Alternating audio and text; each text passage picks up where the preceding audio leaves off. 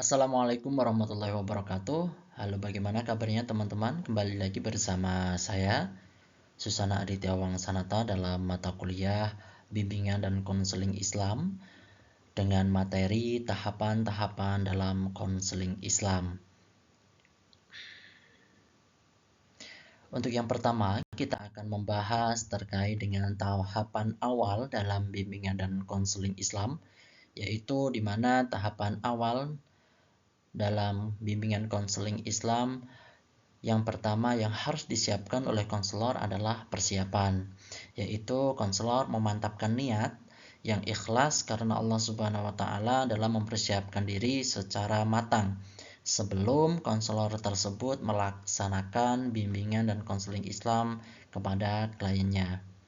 Kemudian, konselor juga perlu memahami karakteristik dari klien tersebut secara umum sebelum sesi konseling itu dimulai.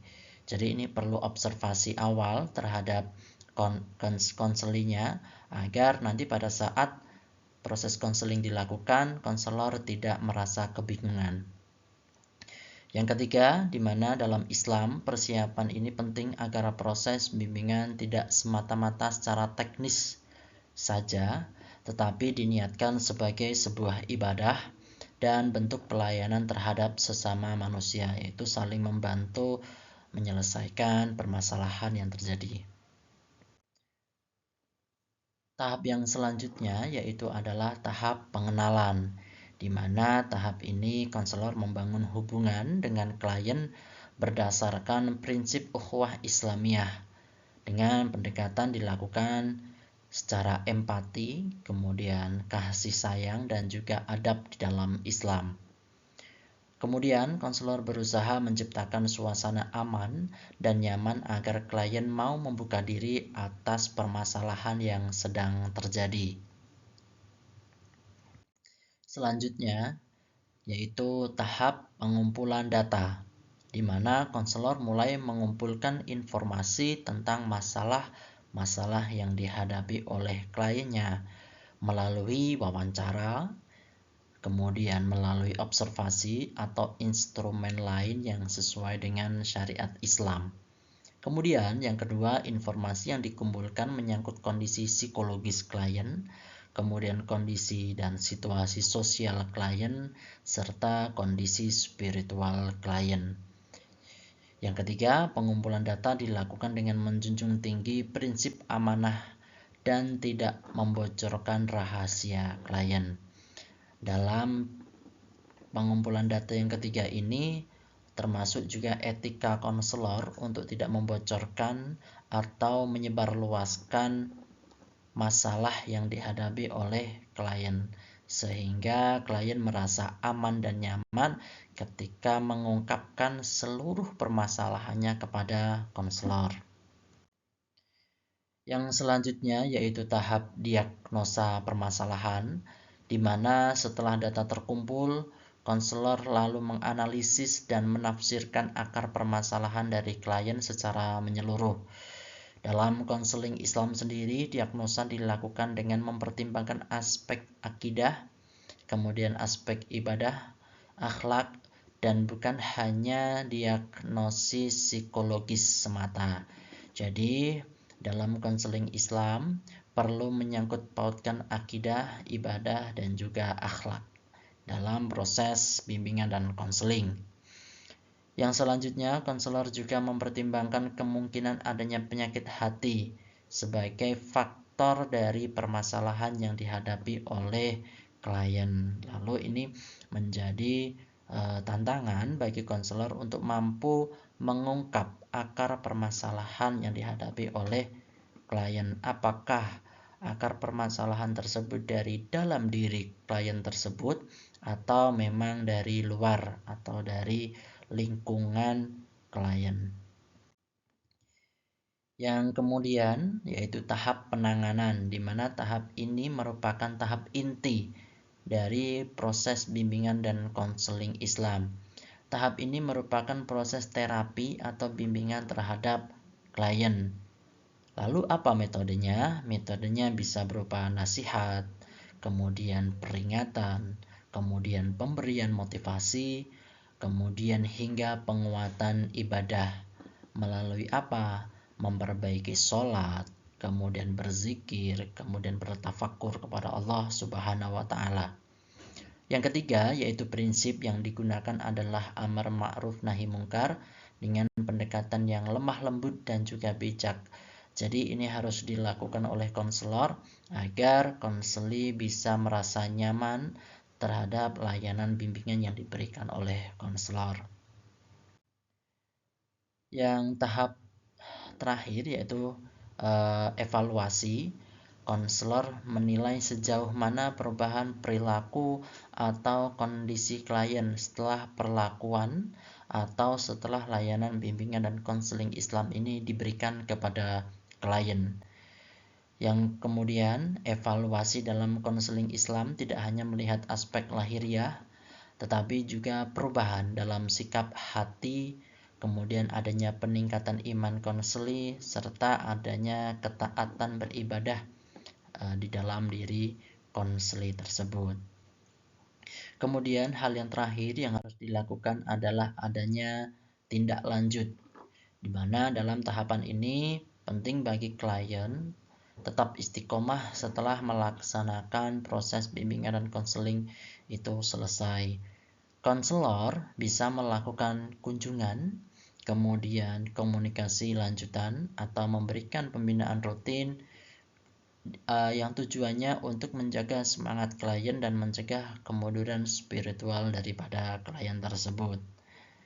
Ini merupakan pembahasan dari tahapan-tahapan bimbingan dan konseling Islam bagi kawan-kawan mahasiswa Prodi PAI merupakan mata kuliah yang sangat penting bagi mahasiswa untuk membekali diri ketika nanti sudah terjun di dunia kerja.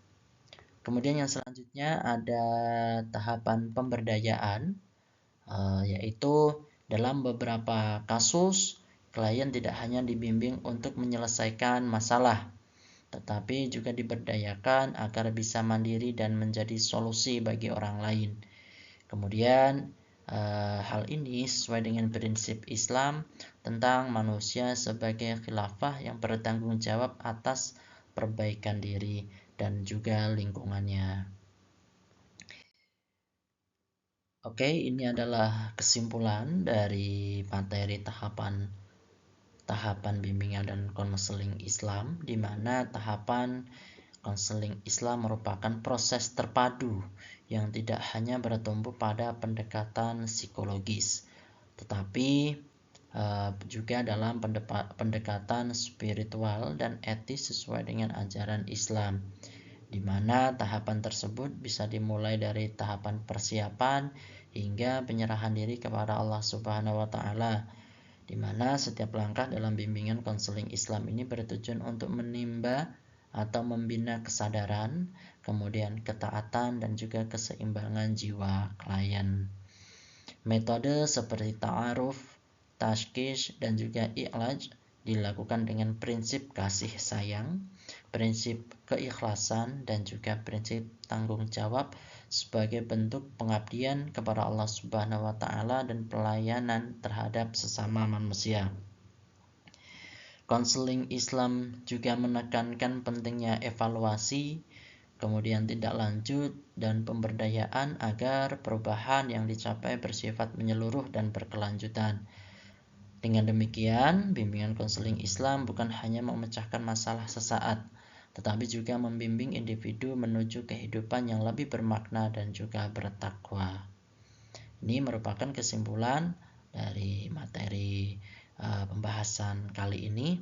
Kemudian untuk mahasiswa-mahasiswiku yang menyimak untuk materi ini, ada tugas yang harus dikerjakan. Ini adalah project goal-nya. Silahkan untuk mahasiswa dan mahasiswi memecahkan permasalahan, yaitu dengan cara melakukan analisis terhadap tahapan-tahapan konseling Islam dengan studi kasusnya, yaitu perilaku bullying siswa yang masih terjadi di lingkungan sekolah. Silahkan nanti untuk dianalisis permasalahan atau kasus perilaku bullying siswa di lingkungan sekolah. Kemudian sistematika tugasnya bisa ditulis dengan tangan di kertas folio dengan minimal 4 halaman. Jadi harus minimal 4 halaman ya. Kemudian komponen tugasnya apa? Yaitu berisi 1. Identitas tempat mini riset atau sekolahnya. Kemudian yang kedua adalah identitas korban bullying, yaitu cukup dengan mencantumkan inisialnya saja, tidak usah nama lengkap. Kemudian yang ketiga, tuliskan akar permasalahan dari bullying tersebut. Nah, selanjutnya yang keempat, sistematikanya tuliskan tahapan konseling yang tepat untuk permasalahan perilaku bullying dari yang Anda angkat atau kasus yang Anda angkat dalam mini project ini, mini penelitian. Kemudian yang selanjutnya berikan kesimpulan dari tahapan konseling tersebut. Jadi nanti mulai dari penulisan identitas sampai kesimpulan ditulis dengan tangan di kertas folio. Selanjutnya tugas tersebut dikirim melalui email kelas yang sudah dibuat bersama-sama. Tugas mata kuliah bki@gmail.com. Kemudian yang deadline-nya yaitu tugas dikirim maksimal tanggal 25 Juli 2025 pukul 23.59. Bagi mahasiswa yang mengumpulkan melebihi batas waktu yang telah ditentukan, maka dianggap tidak mengumpulkan tugas. Demikian mata kuliah ini, semoga bisa memberikan kebermanfaatan untuk kita semua, bisa memahamkan untuk kita semua. Kita cukupkan. Assalamualaikum warahmatullahi wabarakatuh.